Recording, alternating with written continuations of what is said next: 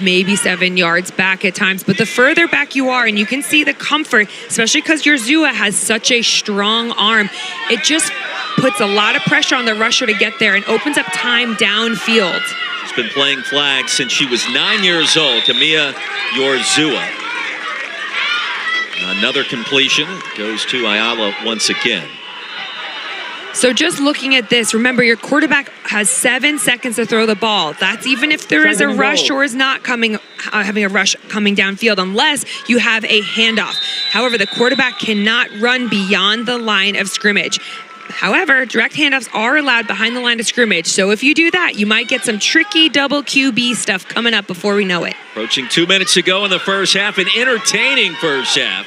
Bad Rapids trying to tie it up or take the lead inside the 5. It'll be 3rd down and goal from there. And the Bad Rapids again on the move, and the reception by Salido. This is a really tough area of the field to defend because it is so congested. So you're just looking for the leverage battle here. A lot of times teams are looking to hit the front pylon. You got those kind of quick outs or darts out to the front pylon, because if you got a good quarterback, you kind of stare him down in the front and you'll have some sort of corner or dig along the back of the end zone. Good quarterback hasn't had an incompletion today. 9 for 9 with a touchdown for Yorzua. An understatement to suggest she's had a good start to this tournament. We've yet to see an incomplete pass in this game, in this half. For 90 seconds. Let's get it back, and Yorzua back on the field. All that experience after the interception. Let's see how she responds. A dump off to Morales. And ahead towards the 15.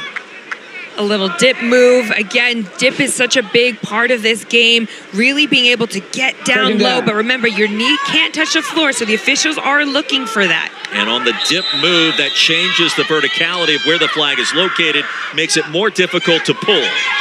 So Gutierrez. And there's a perfect example, again, of short lining. You see her stopping before the midway point.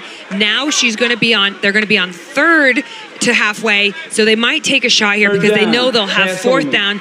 And then plus, they're thinking they're going to get that 1st down with another 3. So you're just playing your math's chances here. I like the arithmetic conversation. Usually I leave the math to you, but no, you know, you do not. I thought I could count to 4 on that one. Well done on your part, Pete.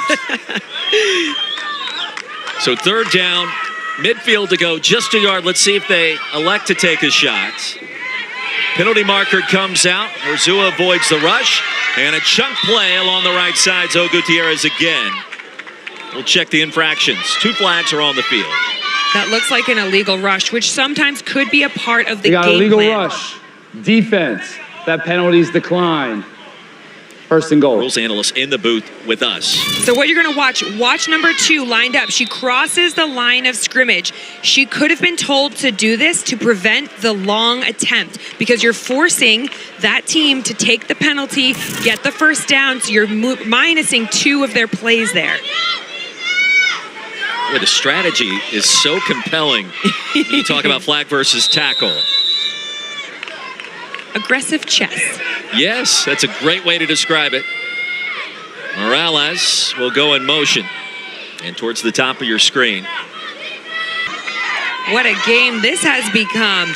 I mean, that's going to show perhaps that not getting that touchdown in the far end zone might hurt them. Watching the receiver coming back to the ball. You've got man on the outside, and then same here. You get that bunch formation right in the end zone, front pylon.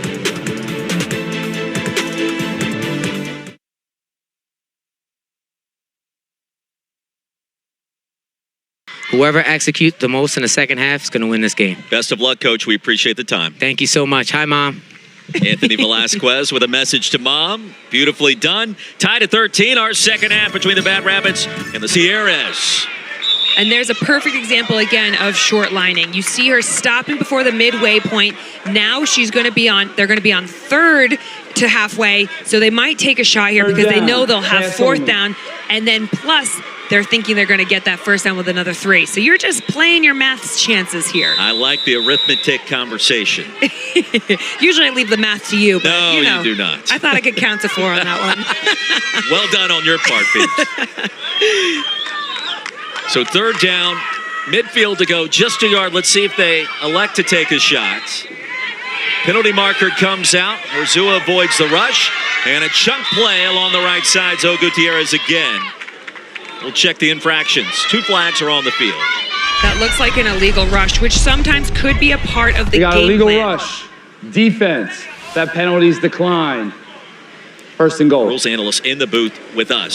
So what you're going to watch number 2 lined up. She crosses the line of scrimmage. She could have been told to do this to prevent the long attempt because you're forcing that team to take the penalty, get the first down, so you're minusing 2 of their plays there.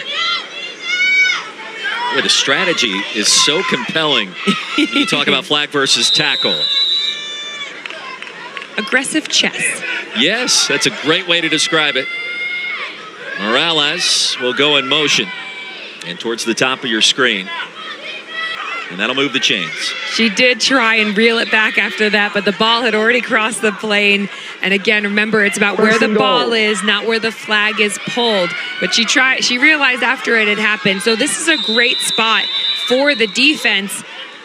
But again, thinking about what the play calls are here, trying not to get frustrated. This is a team that are actually a group of 2 different teams from Staten Island regarding the All-Stars.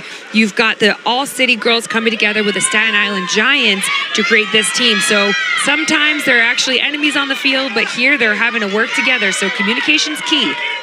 2.5 to go, Urzua. That one climbed right off the top of the shoes by Zoe Gutierrez. And timeout number 1 will be taken by the All-Stars. Yeah, I think that's a smart decision there. Just slow down the rolling clock. Make sure you get your girls together. Give them a second to just breathe, connect on this.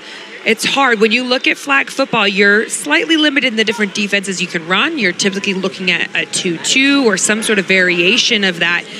But what it means is you leave the middle open as well. So a lot of times you'll have offenses trying to come and replace the blitz, sitting in the middle. At this rules in the NFL Flag Championships, the actual getting out of bounds isn't a thing. So it doesn't necessarily matter where you are on the field. Anthony Velasquez talking to his team and talking with Samantha Jackson and Bree Washington, his 2 quarterbacks. And a reminder, Championship Sunday, ESPN, ABC, the place to be. And the winner of this game get that first matchup back here on ESPN Plus at 11 a.m. tomorrow. Waiting the winner, Liberty City, the Apex Predators, in a game that is scheduled to start in about 15 minutes over at Tom Benson Hall of Fame Stadium. After the timeout, 2nd down and goal to go from the 21-yard line for the Bad Rabbit. For them, but hey, this is a huge stop right here. They can be in that sort of prevent style defense, making sure they don't lose their receivers. Phoebe, still a lot of time remaining in this game. Urzua with 3 touchdown passes, the 1 interception. Only 2 incompletions overall. Play of the game comes right now. This is hugely important for them. Both sides of the ball. And it almost goes to benefit them that if the Staten Island All-Stars get another possession here to drive down the field, they could be the ones that finish with the football, as you alluded to. And a chance potentially to go for 2 and the win at the end. The play clock winding down. The snap over the head. Oh, my gosh. What a huge play. Oh, my goodness. Timeout. Jets. All right, so after that sequence, Phoebe, where is the football spotted, considering that was 3rd down and goal? Turnover on down. You're thinking of it like a First down, turnover, Jets. just as we heard our white hat there, Brian Sullivan, say. So everything starts right back on your own 5-yard line. Imagine it's just like an incomplete pass there. But, oh, that is huge. When the pressure is cooking, that's where you need it, and especially as a center. Perhaps if you think that you're going to be the one that might receive the ball, that's where you see the snaps go a little bit wavy on that. You've got to just snap the ball, take your time. Nothing matters unless that completion happens. And remember, the clock will start, 1:12 remaining. There is 1 timeout to work with. Samantha Jackson, 9 of 11 through the air, the 2 touchdowns. And Coach Velasquez told us at halftime the team that has the football last will be in the best spot to win this game. And lo and behold, after dealing with some adversity, an opportunity here. False start already to start False the drive. start on the offense. Half the distance. 2nd down. Serrano grabbed the pass. 1:09 remaining. Second down. Midfield to go. Yep. Keep Reset in the clock mind, to 112. Dead ball enforcement. this pressure is up here, but also you're starting to get the noise of the crowd. So you, just like we see in the NFL, you've got to be able to watch that football. It'll be key.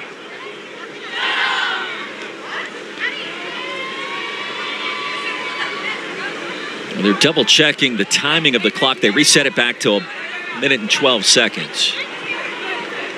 It's a really great communication we have here between those on the field, our officials. We've got our head official who just came on the field to speak to them, talking to those in the booth, talking about the clock. So it's an incredibly professional procedure. The beautiful move. Wow. Her length, her speed, and the ability to forecast exactly where that football was going. The instincts were on point in a major way in the biggest play of this game. Yeah, they're going to be very pleased with this. And now you go back into this formation. And there is one timeout left for Staten Island. They elect to use that here to keep this game going. And Zoe Gutierrez, 6 receptions, 52 yards, a touchdown on offense, and the pick 6 there. Yeah, I mean, she has been quite the utility player for them. I mean, just watch this unfold. She reads the quarterback. She sees the receiver do that little pivot route and then that evasive move, throwing her hips forwards to be able to keep her flags away from what was the offensive player. But you can see also why it's so important that you have athletes who play both sides of the ball. We saw her catching multiple touchdowns as a receiver, so her feeling and understanding for concepts is already right there. 8 seconds remaining. Staten Island out of timeouts and the Bad Rabbits. What a run it has been. A shutout victory yesterday, a 2-score advantage today, and just seconds remaining in this contest.